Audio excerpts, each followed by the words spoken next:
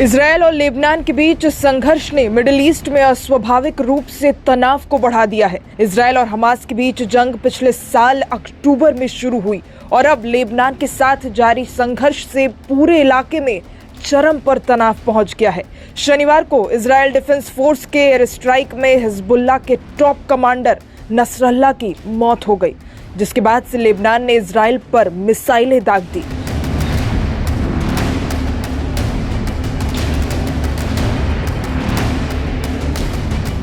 Missile यरूशलेम के पास एक खाली जगह पर गिरी।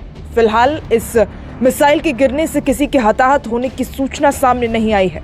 फायर ब्रिगेड और रेस्क्यू टीम का कहना है कि वो मिसाइल के प्रभाव से मित्ज़पे हकीट चौकी के निकट लगी आग को बुझाने का काम कर रही है। इजरायली सेना के मुताबिक लेबनान से लॉन्च की गई मिसाइल का असर यरूशलेम के निकट पश्चिमी तट पर हुआ।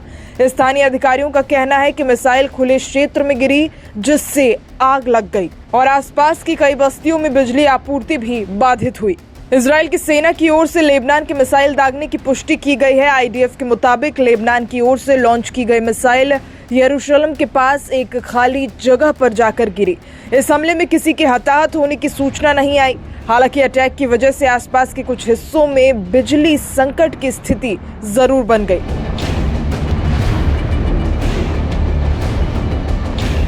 इजरायल ने हिजबुल्लाह के टॉप कमांडर नसरल्लाह की मौत को अपने लिए एक बड़ी जीत बताया है।